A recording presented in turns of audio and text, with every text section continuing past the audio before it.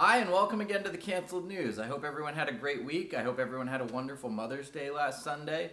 I'm in California and my mom's in Pennsylvania, so I got her this really nice phone call. Hey, happy Mother's Day. How are you doing? Yep, alright, yeah, I'm sure it's just a cold. Yep, yeah, I gotta go. I'm watching Impractical Jokers. No, they're reruns. I've seen them before. Yep, alright, bye. This is exciting. I have my first big celebrity guest on the show tonight. Lindsey Graham is going to be here via Skype to talk about the Obamagate scandal. I think he's standing by. Let's see. Well, we'll get to him a little bit later. But here's what's in the news this week. Hold on 1 second.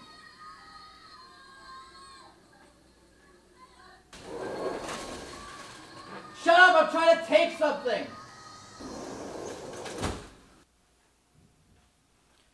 Sorry, it's been noisy all night here. I thought people were cheering for like nurses and first responders.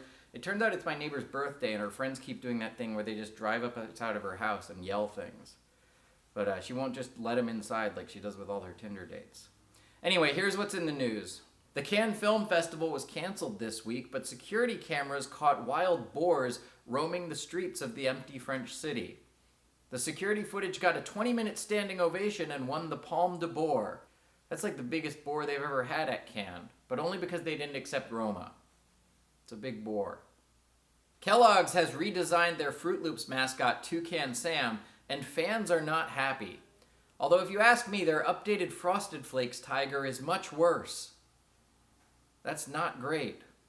Alright, take that down. That's weird. Doctors have identified a new symptom of the coronavirus called COVID toes, which is where a person's toes turn purple. See, because this little piggy went to an Asian wet market, but this little piggy stayed home. Police in Toronto pulled over a teenager for driving 191 miles per hour, because in Canada, it's only legal to drive in kilometers per hour. I'm actually surprised the Canadian police caught him. I didn't know horses went that fast. Jerry Seinfeld has a new stand-up special out on Netflix. It's getting mixed reviews. I actually watched it this week. I enjoyed it, but I was surprised at how much his audience is aging. Like, he's kind of like the coronavirus in that he really only kills if the people are over 75. A judge has ruled that strip clubs are entitled to emergency federal bailout money. Apparently they're allowed to suck from the government teat as long as they don't touch it. But strip clubs are going to survive, so it looks like this story has a happy ending. A Chinese company has unveiled a new car built for one person called the Solo, which is only slightly bigger than a motorcycle, and only slightly more embarrassing than being dropped off by your mom. Look at the thing, it looks worse than Disney's Solo. But despite its small size, it does have a cup holder big enough for your bat soup. Twitter plans to start labeling tweets that contain misinformation about the coronavirus. Here's what the label looks like. Speaking of CNN ran a story this week calling President Trump racist for asking an Asian reporter to ask China about the coronavirus numbers. Now, they also claimed it was racist that this reporter once heard someone at the White House call it the Kung Flu. Then CNN also ran this story saying The Simpsons predicted the pandemic, accompanied by a picture of an animated Japanese man and a reporter calling it the Osaka flu. Avianca, the second biggest airline in Central America, has filed for bankruptcy.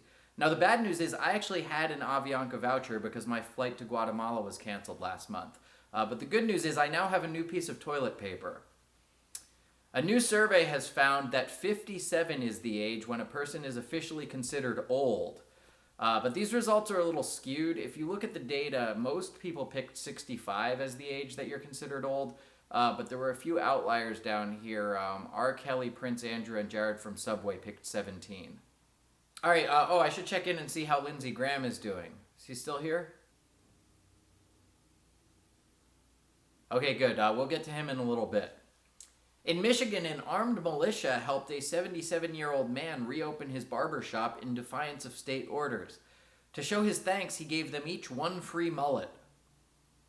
70-year-old designer Vera Wang stunned the internet by posting youthful-looking photos posing in a sports bra. Nice try, Vera, but the survey already said anything over 57 is old. She really does look great, though. If you want to see any more of the pictures, just do a Google image search for 70-year-old Wang. Saudi Arabia will enforce a 24-hour lockdown order for 5 days at the end of this month. The oppressive Muslim regime says they were inspired by brutal dictators like LA Mayor Eric Garcetti. According to a new poll by the Pew Research Center, it's where people used to sit for church. The oldest woman in Spain has beaten the coronavirus at the age of 113. So thanks to worldwide lockdowns and the destruction of the global economy, she can now live 2 more months. A man who bought a new home in Georgia was surprised to find 100,000 bees living in the ceiling, calling into serious question all these safer-at-home orders. No, there's coronavirus out here. Stay inside with those 100,000 bees. Researchers studying a set of 10,000-year-old footprints in Tanzania have determined that ancient humans divided labor according to gender. Said modern liberals, whoa, you're telling me that there were 72 different kinds of labor? It's almost as if gender roles have some biological merit and aren't just a social construct. Singapore is using a robotic dog to enforce social distancing rules in public parks. How it works is if you come within 6 feet of another person, the Singapore dog robot flogs you. Pope Francis has called for all religions to start praying for an end to the coronavirus. Said Jews, Muslims, and Hindus, yeah, thanks, we didn't think of that already. An 11-year-old skateboarder has become the first person to ever land a 1,080-degree turn. He says he hopes to one day become the first 30-year-old skateboarder to ever land a job. The guitar Kurt Cobain used in Nirvana's MTV Unplugged performance is going up for auction. I don't understand why all these auctions are happening. Like last week they were auctioning off a chance to write a song with Sting. Before that they were auctioning off lyrics written by Paul McCartney. It is a bad time for auctions. Everyone in the country has been unemployed for 2 months and has exactly $1,200. Several Asian countries are adding vending machines that dispense free face masks, and rumor has it that in Japan there are vending machines that dispense used schoolgirl face masks. The parent company of Soup Plantation has announced that the restaurant will never reopen. So finally, 150 years after the Civil War, America's last plantation has closed. All right, now let's finally check in with Lindsey Graham. Lindsey, are you there? Can you hear me? Okay, so this Obamagate scandal has been going on for a while now. People think... Hold on, this f***ing girl.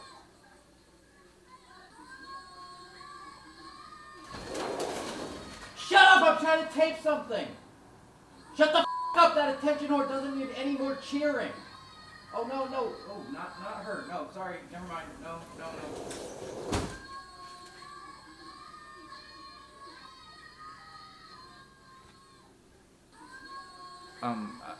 They were actually clapping for a nurse that time.